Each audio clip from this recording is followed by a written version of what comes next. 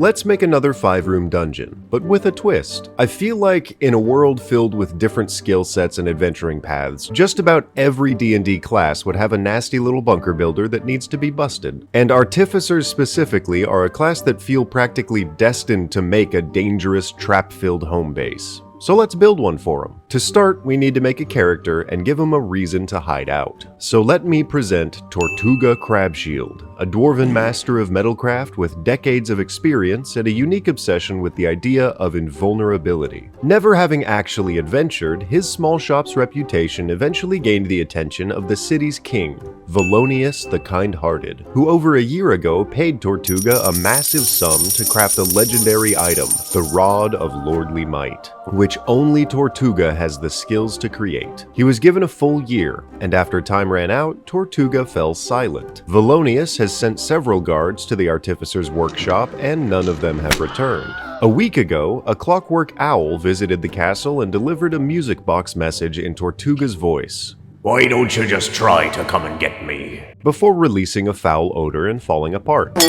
In response, the king increased tax collection and used the first wave of coin to quietly hire some powerful adventurers with a simple goal. Enter the workshop, arrest the Artificer, and retrieve the king's scepter. We got the guy, we got the place, and we got a reward. Let's make... Look, I know it's not exactly a dungeon, but it works like a classic D&D location. If you just open your little tiny brain, let's make a dungeon together.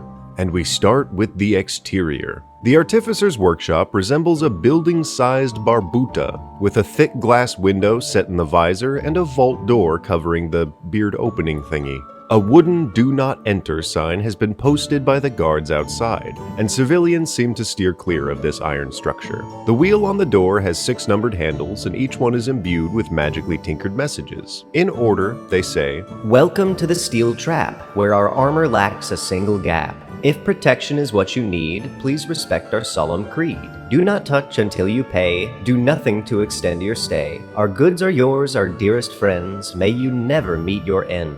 Our hours are dawn till dusk. Ring the bell to enter." Turning the wheel lowers a bell, and ringing the bell opens the door.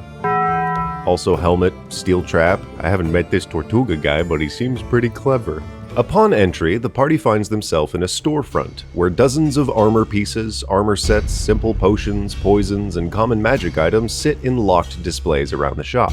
2 shopkeepers are present at all times. Defense, a homunculus made of gold and silver who sits behind the shop counter, and offense, a shield guardian whose fists are covered in dried blood, because the best defense is a big fucking killer robot. Characters can casually shop to prepare for the upcoming battle, with all of the armor having permanent Artificer infusions of level 10 or lower, and the potions being standard for a simple magic shop. Offense will loom over the visitors, but its primary intention is to protect defense first. The homunculus can give general info about the shop, its immortal master who works beneath the shop, and might offer to retrieve some of the rarer items in the back to sell them.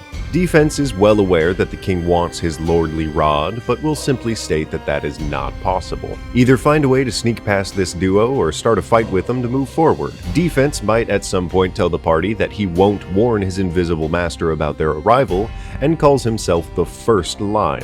Hey, what if a Kickstarter launched today and I told you about it really quick? Ever wanted to fight portal pirates while deciding whether or not people should go to war? Then you might enjoy Ghostfire's newest campaign for 2024 D&D, set in the ethereal expanse called Dreams of the Drowned God. In this adventure, your party gets their own ship that they'll sail from realm to realm, uncovering clues as they try to solve multiple plot threads that tug at numerous planes of existence. Also, if you back in the first 48 hours, you get a free Ethereum D20, which I heard magically rolls nat 20s if you're a cool person. I don't know, maybe back now to find out for sure when you get the set. The big draw for me is the lead designer, Will Doyle, who worked on these 3 official books, and his designs focus heavily on character backstories and action actually meaning something, but also big crazy plot twists. Back it to unravel the mystery and support the team by clicking the link below, but also there's this YouTube video I want you to finish. Also, fuck you rogues, each individual item is locked with a DC 20 double lever lock, and magical wards are on all higher cost items, and the keys are spread throughout the storage room in the back, and I put a bomb on like 4 of them, and each time you steal something your mom gets back pain.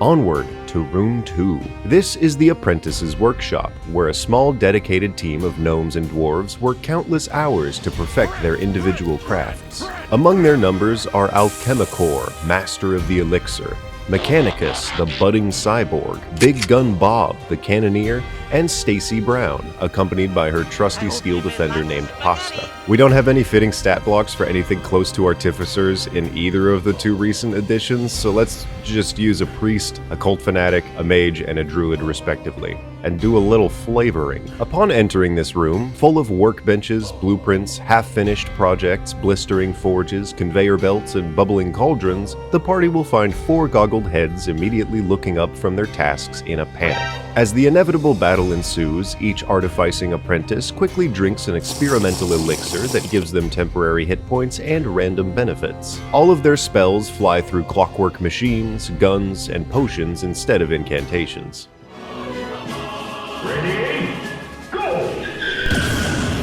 As the artists and their great works fall at the hands of the powerful heroes who may or may not have accidentally killed the artisans, we venture to Room 3, the Materials Storeroom. This room is segmented into a main area, a hallway, and what seems like a display case in the corner. Inside the main area are ridiculously tall rows of shelves with poorly sorted objects, ores, dried herbs, tools, toys, wires, dusty potion bottles, pizza boxes, empty beer bottles, crushed cans, and a couple hidden uncommon magic items if a keen eye is looking for them. On the corner display case, unlocked with a low DC of 15, is a book titled A Master's Secrets, a red potion, and a clapper monkey. The book is mostly blank, save for 5 pages that are each covered in explosive glyphs of different types. The potion is a potion of poison, and if you press down on the clapper monkey's head, it doesn't clap, it just opens a hidden door to Room 4.